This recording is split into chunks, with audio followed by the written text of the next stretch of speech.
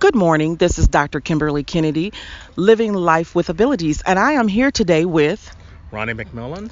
How are you today, Mr. McMillan, and what do you do, sir? I'm good, and I am the chairman of the board for the March of Dimes here in West Michigan. Isn't that awesome? What does the March of Dimes do? We raise money to fund research that go into making sure that families and babies are born healthy. So, like myself, I have twins that are, oh my gosh, I'm telling my age now. They're 32 years old, and I had them at 27 weeks. hmm Can you imagine? When I think about all the technology that they have now, it's amazing that they survived. Well, a lot of that technology was the result of research that was funded by the March of Dimes. My son was born at 28 weeks, born of 1 pound 13 ounces, and just by the grace of God and the information and research that the March of Dimes has funded over the years, they gave him a healthy start. Well, that's good. So, um, do you do help with prenatal care for the women, or do you just come alongside the families? How does that exactly work? We do both. We have programs that start in the NICU. We Hmm. have family support groups. We have a lot of different agencies that we support throughout West Michigan and throughout the United States. I just think that is so awesome. I think about my own experience with them. I had twins, so she was born at 115, went down to like a pound and 8 ounces, and then he was born at 2-1 and went down to 115. And until I think they were like 6 years old, they Mhm. tracked them, Yes. which I thought was really great. We had occupational therapists that once they were released from the hospital would come to the home. Do you do the same service here? There are a lot of agencies that do the similar services, Okay. and those agencies just don't focus on just when the child is in the hospital. There are programs that the March of Dimes supports that will track and will provide services throughout that child's life, and also supporting the families throughout that journey.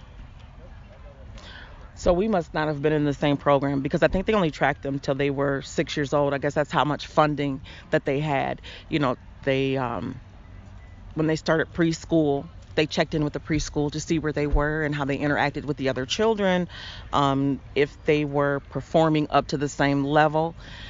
Because we were always, since they were 3 months early, they always would subtract 3 months hmm from anything that they did. Right. And the thing is there isn't one program, Hmm. but there is a variety of programs. And it's one thing that makes a difference is the information that is out in our community. I believe we're fortunate to live in West Michigan where there are a lot of agencies that partner and they do a handoff. So Oh, I like that idea. when Hmm. kids matriculate from one age group, one age range to the next, there are services specifically tailored to that child. And me personally and my family, we have been able to take advantage of those programs. Uh-huh. And I believe it's just done wonders for not just my son, who was premature, but also my entire family. Oh, no, I think that's awesome. Being an adult with an acquired disability, um, I had a stroke at 47 years old, so I think that's a little bit different than being born with a disability. But that, And go ahead. but that's the March of Dimes doesn't just fund research that helps babies. We fund research that extends into cancer research Hmm. and a lot of other types of illnesses that may affect people, not just children. I don't think that's well known throughout the community. So how are you getting your message out? And it's not. That is one of the areas that we're going to focus on, especially within communities of color, where Yes. we've seen disparities in the numbers. And the interesting thing about that is that these communities are within regions or certain parts of, let's say, West Michigan, where Hmm. there are services that are available. Right. And so we're trying to figure out how can we better inform and also connect those communities that are suffering the most with the services that exist within their local neighborhoods, their local cities. I think that's one of the things that I have enjoyed about being Miss Wheelchair Michigan USA is that I get to go into those communities as an African American woman with a disability, for the children to see. Yes. that, you know what, you can achieve whatever you want to in life, and that you don't have to allow your disability to preclude you from reaching the moon. We had a president that was in a wheelchair, Hmm. and I don't think that we talk about that a lot, but then, he hid it as well. Right. We didn't see him in the wheelchair. He was always behind a desk. So, and if you're behind a desk, you're going to be seated. But I like the fact that we don't have to hide anymore, Right. that we can be integrated within our communities. And a lot of times people hide because they don't understand. Right. They don't have, or they are not equipped with the knowledge and information and the tools to actually deal with that situation.